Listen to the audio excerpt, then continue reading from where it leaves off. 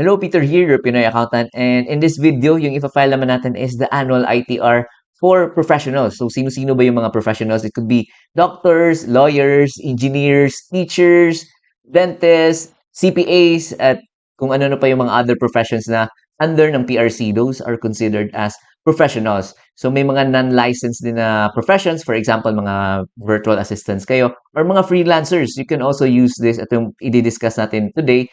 Same lang din naman yung ating steps or procedures in coming up with your annual income tax return. So yung example natin for today is yung 8% na annual ITR for Dr. Rafaela. So si Dr. Rafaela is she has her own clinic and at the same time sideline din siya sa iba't ibang hospitals. So paano ba yung how do we record for those transactions and how do we come up with our annual ITR? So ito yung steps actually yung nabanggit natin kanina is same na talaga tong steps na to if ever kung anong profession man kayo. So number one is kailangan natin i-summarize yung ating annual sales or ating professional fees. So, tandaan natin yung kung magkano yung na-issue natin na invoice, yun din yung amount na nasa books natin sa cash receipts book. And at the same time, yun din yung amount na i-declare natin sa ating income tax return. So, laging magkatugma yun, invoice, the cash receipts book, and our ITR. So, yun lang yung tatandaan natin. And next is, kailangan natin i-summarize kung magkano yung ating 2307 or our creditable withholding tax. Because as mentioned nga in our previous videos pa, yung 2307 natin is considered as advanced tax payment na yon na winidhold ng ating mga income payers. So, pwede natin yung gamitin as a deduction if ever may mga income tax due tayo sa ating ITR. So, pwede natin i-minus. So, kailangan natin i-summarize. Kailangan yung kumuha talaga yung nung 2307 itself na form. So, hingin nyo kung if ever, for our example, si Dr. Rafaela na winidholdan ng kanyang hospital, for example, ng 2307, so kailangan, I mean, ng withholding tax, so kailangan niyang maghingi talaga ng copy, the physical copy na signed na 2307, so that pwede niyang gamitin yon sa kanyang annual ITR or sa kanyang mga income tax returns. So, next natin is, isa-summarize natin yung mga payments na ginawa natin in our previous quarters sa ating annual income tax return, sa ating 1701Q. So, yung tatandaan nyo, yung iba kasi na-confuse na isasali ba yung sa 2551Q or the percentage tax.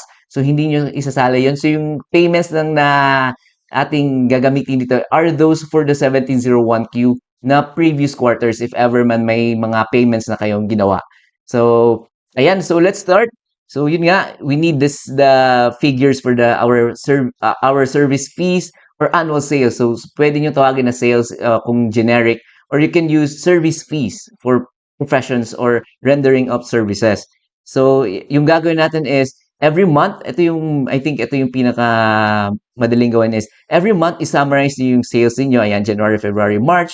So, that would be your first quarter and then April, May, June, second quarter. And then July, August, September, third quarter. And then our fourth quarter is October, November, and December. So, by the way, walang 1701Q or fourth quarter na the income tax return. Yung iba kasi na-confuse na, ano ba, nasaan ba yung 1701Q na third quarter? So, fourth quarter. Walang fourth quarter. Instead, annual income tax return na yung pang-apat na income tax return na ipa-file natin for the year. So, yun din, for the CWT or the 2307, ganun din. I-summarize natin monthly and the quarterly. And then, yun din, for the payments.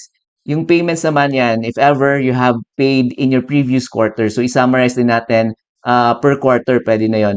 So, kailangan yung i-save, yun nga yung nabanggit natin in our previous videos, yung proof of filing and the proof of payment. So, if ever nagbayad kayo nung first quarter, so at least may mababalikan kayo na proof of payment. And at the same time, itong mga proof of payment din pala is kailangan yung i-attach yan sa EAFS din. So, in our other videos, in our next videos, I will show you how you can attach yung mga attachments naman sa inyong annual ITR using the EAFS. So, ito, let's start na. So, first natin is, ayan, quick lang dito sa cash receipts book. I'm sure familiar na kayo dito. Ito yung cash receipts book natin is yung details ito is kinuha lang natin from our invoice because yung na-mention natin kanina is dapat tugma yung nasa invoice and yung sa cash receipt. So magsasample tayo kahit tatlong invoice. So quick recap lang na if you are non-VAT, if yung service fees niyo is below 500, you can actually aggregate yung sales niyo at the end of the day na. So if ever hindi naman wala namang patients, for example in our case ito si Dr. Rafaela Clinic, hindi naman each patient humihingi ng invoice. So if ever lang, yon, if ever humingi yung patient nyo ng invoice, you have to issue talaga sa patient nyo regardless of the amount, kahit ano pa yan, kahit below 500. So if 500 naman, 500 or above yung fees ninyo, kailangan nyo mag-issue for each transaction. So if ever naman ano kayo, this is for the non-VAT pala. If ever VAT naman kayo, regardless of the amount, kailangan nyo mag-issue ng invoice for each of your transaction or each patient ninyo. So ayan ang below 500, pwede nyo i-aggregate naman yung inyong sales or fees at the end of the day. So ito, let's start na for January lang yung example natin is ito January 2025. So January 2, ito yung first invoice na na-issue. Example lang, bagong bukas na itong clinic ni Dr. Rafaela, ayan. In-aggregate niya at the end of the day, various patients, and this is for the consultation fees. Ayan, debit tayo ng cash, so yung natanggap niya na cash, 4,000 for that day, and i-credit natin yung sales or the professional fees for 4,000. So yan yung income niya for the day. So, yun nga, yung na-mention natin kanina, I mean is, yung invoice, ayan, yung invoice ay i-issue ninyo, various patients, and then yung date, January 2, and then consultation fees, 4,000, ayan, total sales is 4,000, total amount due is 4,000. So, walang withholding tax. Usually, yung nag-withholding tax are those if may mga, in our example is hospitals, if doing business then, and if you're engaged by, yun nga, a company, for example, ano kayo, CPA or bookkeepers, and then in-engage yung service nyo, yung mga companies na yun is they will withhold then yung certain payment or withholding tax. So yung first day natin or the service invoice number 1 is walang withholding tax. This is for the various patients naman. 4,000. Ayan. So from invoice and then cash receipts, ayan, ikita nyo, equal lang yan. 4,000 yung ating sales. And then second example naman natin is January 3. Ayan. So invoice number 2.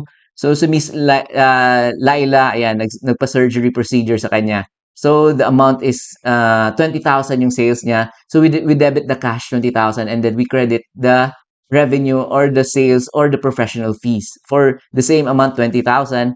And then sa invoice din, ayan. So kailangan yung mag-issue din ng invoice. So ito, example si patient. So the amount is, 'di ba, ano na is 500 or above, kailangan niyo talaga mag-issue ng invoice. So ito si Miss Laila, ito nag-issue tayo ng invoice kay Miss Laila nung January 3, ayan, the surgery procedure is 20,000. So yan yung nakalagay na amount dito sa inyong invoice na binigay nyo kay Laila. And then at the same time sa ating cash receipts book, ayan, same amount 20,000 yung ating fees. And then third example natin is si Mr. Chu. Ayan, same day, January 3. So, if pansin nyo, 400 lang yung consultation fee, pwede nyo naman i-aggregate yan at the end. But in this case, si Mr. Chu, humingi talaga siya ng invoice. So, you have no option but to issue the invoice because naghingi yung ating patient. So, kahit 400 yan or below 500, mag-i-issue talaga tayo ng invoice. Ayan, invoice, ayan, kay Mr. Chu. Ayan, consultation fee, 400. So, same amount na sa ating cash receipts book, 400. So, mag-sample naman tayo. For example, may creditable withholding tax. Ayan, date is January 15, so invoice 14. So, invoice 14 natin, ayan, si ML Hospital, for example, ayan, hindi naman tayo employed doon kay ML Hospital. So, ano na tayo, sideline. So, ayan, January 3, tama ba yung date? So, mali, it should be January 15. So, this is January 15. Yung date, ayan. And then, nature of service. For example, consultation fees, ayan, the amount is 10,000. And then, wala ding senior citizen. Ayan, for example, 0 lang yan. And then, withholding tax, 500. So, that is 5% ng ating 10,000 or ng ating fees, consultation fees. So, ito yung amount na withhold ni ML Hospital. 500. So, yung amount na natanggap natin ng cash is just 9,500. So, yung 500 na portion ito, kailangan yung si hospital is they will issue yung 2307 so that you have a proof naman na that you will attach or support yon na kinaltasan yung payment sa inyo ng 500 pesos. So, ito, kailangan nyo hingin yung 2307 kay ML Hospital. So, yung sa books naman natin, pag record niyan is debit natin yung cash, natanggap natin is 9,500. And then the CWT or the 2307 is i-debit din natin 500. And then credit natin yung ating sales na 10,000. So yan yung ating sample. So if ever lang may mga yun nga 2307, ayan, kailangan yung i-record as CWT or the creditable withholding tax. So at the end of the month, ayan, at the end of the month na tayo. So yung gagawin natin is isa-summarize natin so that mas easier for us to compute na din ng ating mga income tax returns, the quarterly, and our percentage tax na din. So that mas madali is monthly pwede yung i-add yung magkano yung total amount ng ating sales and our cash. So sa books niyo, you can add ito, total ng January accounts receivable natin is 0 lang because ano lang to in case na nakolekta lang naman natin yung ating binil. In our example to kay HMO, the same month na-collect na din natin yung ating binil. So 0 lang yung ating accounts receivable and then debit cash. Ito yung cash na tanggap natin 121,200 and then the CWT 2307 kailangan nyo talaga ng copies ng 2307 is 2,000 and then yung sales natin na figure or the professional fees ayan 123,200. So ito yung ating mga transactions for the month of January. So ganun din yung gagawin natin for the Feb. Ayan, each month ayan i-total ninyo magkano yung AR or accounts receivable, yung cash, the CWT and your service fees. Ayan, March ganun din i-total na yung AR, cash, and the CWT, and your fees. So, from here, ayan, may summary na tayo, di ba? Kung magkano yung ating sales or our professional fees. So, ito yung ating revenue. And then, may summary na din tayo ng 2307 for the month, di ba? Ayan, for each month. So, isa-summarize natin again dito sa ating Excel file. So, ito yung gagawin natin. So, kukunin nyo lang yung figure. Ayan, for January. So, i-check nyo dito yung total sales. Ayan, again. Total sales ng January natin is 123,200. Ayan, kita nyo, this is the amount, 123,200. And then, Feb naman is, ito, 97,200. So, kita nyo, this is the amount, 97,200. And then, March, ayan, 112,000. So, kita nyo yung books niyo is 112,000. So, i-check nyo mismo yung books niyo kung magkano yung na-record doon. So, it should, again, match lang yan yung invoice na na-issue and doon sa inyong books, dapat equal lang yung amount ng ating sales and CWT na din. And, ayan. So, from here, ayan, isa-summarize natin April, May, June, July, August, September, October, November, and December so that we get the figures, the sales figures for the entire year of 2025 and the CWT for the 2025. Ayan, i-total lang natin. So, yung total natin, ayan. And then yung payment pala, ayan, kailangan nyo din i-summarize. So, i-check yung inyong 1701Q. Nandun din yung nakalagay kung magkano yung payable nyo and it should be may proof of payment din kayo noon. So, i-check nyo if ever yung ginamit nyo na payment method is MyEG, ayan, or sa bank kayo nag-submit, ayan. So, i-check nyo yung proof of payment niyo. So, ito, in our case, for example, ito, through usually MyEG yung ginagamit ko, is yung first quarter, ayan, nagbayad tayo ng 342. And then, second quarter, ayan, 17,390 yung binayad natin. And for the third quarter, ayan, 15,514.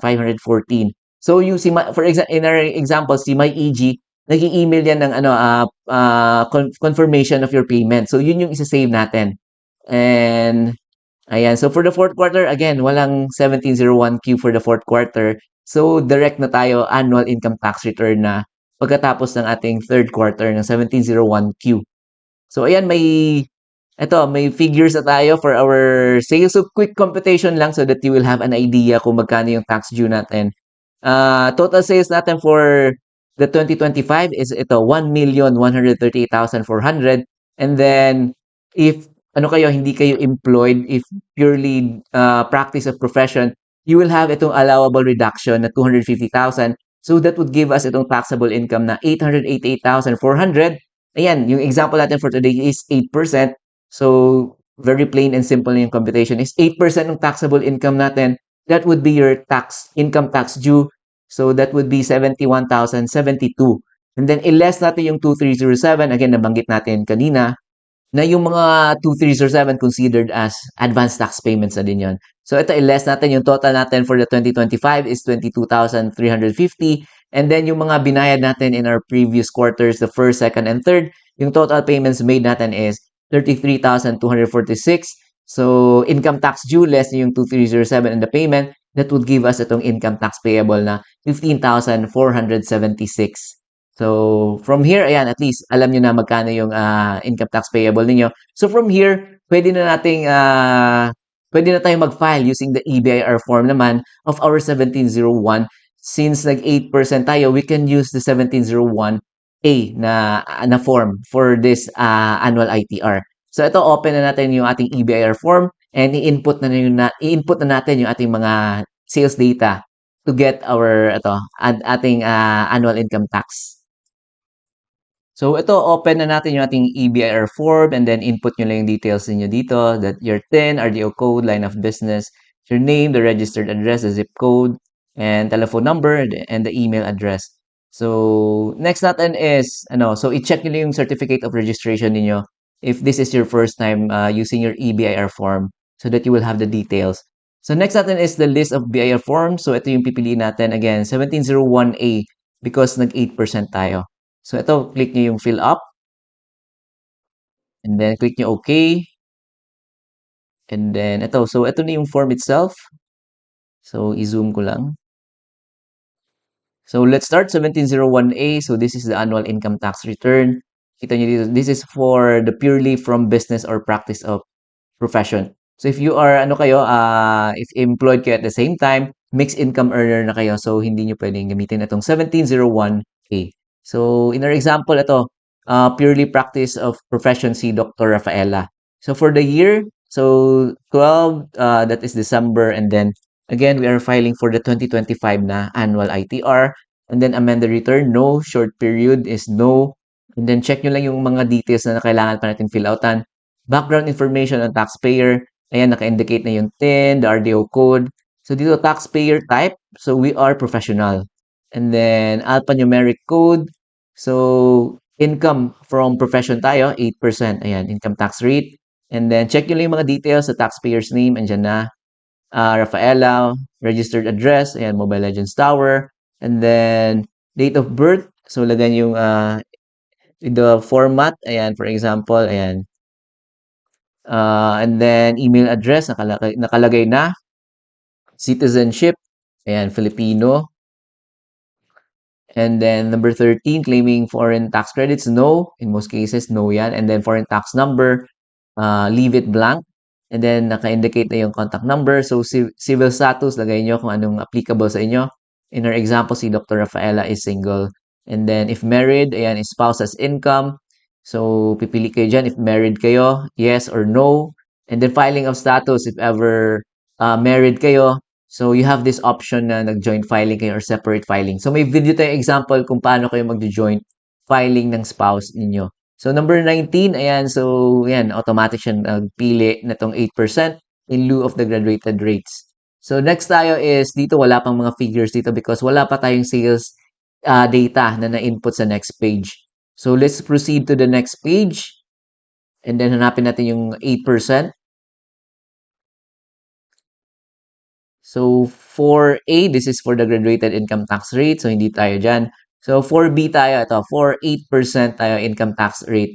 So, our total sales, ayan, revenue, receipts, and fees. So, balikan natin yung ating Excel.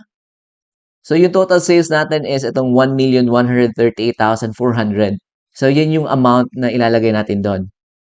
1,138,400. And then, sales returns. Ayan, wala tayong sales returns. So, that would give us itong net sales, same amount, 1.1 million. And then, other non-operating income, if ever may mga other income kayo na hindi registered business ninyo. So, yan yung ilalagay dyan, other non-operating income. But in most cases, zero lang din naman yung nilalagay dyan. And then, total na other non-operating income is zero. So, that would give us itong total taxable income na same amount din, 1,138,400. And then dito na tayo sa allowable reduction from gross receipts. Ayan, if nakalagay dito, reminder, purely self-employed kayo or practice of profession. So yung amount dyan is 250,000. So that would give us yung taxable income na 888,400. And yung tax due niyan is just yung 888,400 multiplied by the 8%. So, kinumpute na din natin yan sa ating Excel. So, that would give us yung tax due na 71,072. And then, let's proceed with the tax credits or the payments. Ayan, prior year's excess credits if ever may mga overpayment kayo dun sa 2024 na annual ITR nyo. So, i-check nyo yung annual ITR nyo ng 2024. So, in our example, wala lang tayong prior year's excess credits. So, zero lang yan. And then, tax payments for the first 3 quarters. So, i-check nyo yung proof of ano nyo, payment. I-total nyo, i-add nyo yung first quarter na 1701Q hanggang third quarter. So, in our example, ito, in our case, yung sample natin for today is, yan, naka-Excel na yan. So, i-check natin yung ating Excel. So, yung payment natin for the first 3 quarters is itong 33,246. So, yan yung ilalagay natin doon. 33,246 payment. And then, the CWT daw for the first 3 quarters, ayan, i-check natin ulit. 33,246. So, for the first 3 quarters yung hinihingi. So, i-add natin tong quarter 1 is 6,250. Quarter 2 is 5,000. And then, for the Q3 is 6,000. So, yung total niya is 17,250. So, 17,250 yung ating CWT or 2307 for the first 3 quarters. So, for the fourth quarter naman, i-check natin ulit. For the fourth quarter, yung 2307 natin is 5,100. So, yung nalagay natin dito is 5,100. And then, so 61, hindi to applicable because this is not an amended return. Foreign tax credits, hindi din to applicable. Ito, other tax credits. So, in most cases, zero lang yan. So, yung total tax credits or payment natin is 55,596. So, yung net taxable or payment natin payable is itong 15,476. So, that is just a tax due na 71,072 less itong total tax credits and payments natin na 55,596. So, I think we got the same amount sa ating Excel. I-check natin. Ayan, kita nyo? Income tax payable is 15,476. So, tama yung ginawa natin na computation. So, next tayo is part 5 if sa spouse na to, background information on spouse, if you are married. So, in our example, hindi married si Rafaela. So, let's proceed to the page 1. So, ito, kita nyo may data na dito. Tax due natin is 71,072 less yung payments kanina is 55,596. That would give us itong tax payable na 15,476. So, itong number 23, if nag-avail kayo ng installment. So, in most cases, zero lang yan. And then, amount of tax required to be paid, ayan, 15,476. And penalty, so within the, ano pa tayo, deadline, so hindi pa beyond. So, wala pa tayong penalties na surcharge, interest, and compromise.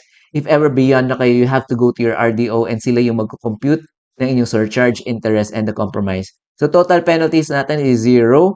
So, total amount payable natin is 15,476. So, wala tayong spouse. So, yung number 30 natin, the aggregate amount payable, this is still 15,476. So, itong overpayment, if ever may mga overpayment kayo, usual na pinipili dito is to be carried over as tax credit for the next year or the next quarter. So, I think we are done. Ayan, so double check nyo lang if wala kayong nakalimutan na mga details na kailangan fill outan. So ito, click natin yung validate so that we will know if tama ba or wala tayong mga missing na figures. Ayan, validation successful. Ayan, click nyo OK and then save nyo. And then print nyo so that you will have the PDF copy of your filed ITR. And then ito na tayo sa last step is submit or the final copy. Click nyo. And then are you sure you want to submit? So, ito, click nyo lang okay itong Terms of Service Agreement. So, once click nyo okay, dalawang scenario lang yung pwede. It could be unsuccessful or successful. So, pag unsuccessful nakalagay dyan, it could be mahina yung internet. Ayan, so may problem. So, kailangan nyo i-submit ulit. And number 2 na scenario is submit successfully naman. So, nakalagay doon that you have successfully submitted your 1701A and then mag-i-email naman sila ng income tax receipt confirmation na na-receive na nila ang inyong final na ITR. So, from there, ayan, once na-receive nyo na yung confirmation email, you can now pay your payable. So, yung ginagamit ko is MyEG. So, online lang yon using MyEG and then Maya yung gamit ko. So, may video example din tayo dyan on how you can pay your ITR online using the Maya or the MyEG. So, I think we are done. So, yun lang yung ating video for today. Medyo mahaba siya. So, this is for the professionals. Again, balik natin. So this is again for the professionals. So ating example is si Dr. Rafaela. And then kahit anong actually kahit anong profession to, you can use this format.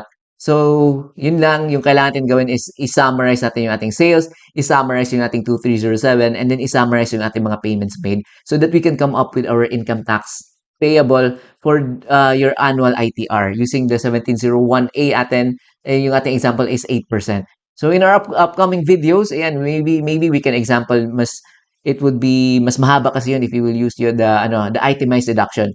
So yun lang ating video for today. If may mga tanong kayo, just comment down below. And if you would want to download itong mga templates natin, you can go to our website www.pinoyaccountant.com/download. And if you would want to support our channel, you can go to our website again www.pinoyaccountant.com/donate naman. And super thank you sa mga nag-support sa ating channel, sa mga nag-like, sa mga nag-subscribe, and sa mga nag-comment. Ayan, thank you very much.